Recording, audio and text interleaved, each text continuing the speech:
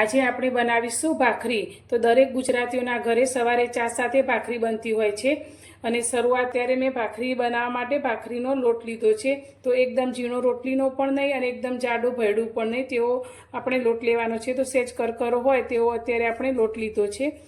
તો સ્વાદ પ્રમાણે આપણે મીઠું ઉમેરીશું। તો મોળમાં અત્યારે મેં 2 ચમચી ઘી લીધું છે, તે અંદર ઉમેરીશું। તો ઘી અને તેની સાથે 2 ચમચી અત્યારે મેં તેલ લીધું છે। તો તમે બધું સારી રીતે આપણે મિક્સ કરીશું। તો પણ દૂધ લેવાથી ભાખરીનો ટેસ્ટ વધારે વધી જાય છે।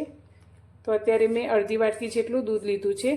તો ભાખરીનો લોટ બાંધીને તૈયાર કર્યો છે અને આ રીતે આપણે ગોળ કરી અને પાટલા ઉપર લઈ અને હળવા હાથે તેની ભાખરી વણીશું। ભાખરીને આપણે વણી લીધી છે। તો રોટલી કરતાં થોડી જાડી આટલી થિકનેસવાળી આપણે ભાખરી વણીને તૈયાર કરી છે। તો હવે આપણે આ ભાખરીને શેકીશું।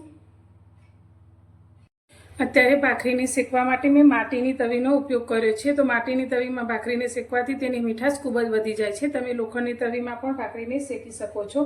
તો એકદમ સરસ એવી આપણી આ તવી તપી જાય પછી જ આપણે તેમાં ભાખરીને મૂકીશું।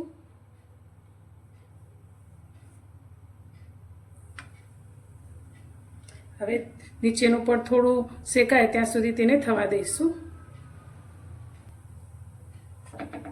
તો નીચેથી આપણી ભાખરી સારી રીતે શેકાવા લાગી છે। તાવેતાની મદદથી હવે આપણે ભાખરીને ફેરવી લઈશું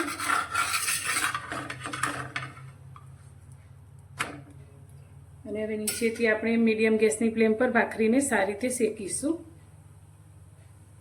તો હવે આપણે ભાખરીને ફેરવી લઈશું। તો નીચેથી જોઈએ તો એકદમ સરસ એવી ચડી ગઈ છે। તો હવે આપણે તેની બીજી સાઈડ આ રીતે ફેરવી અને તેને સારી રીતે શેકીશું।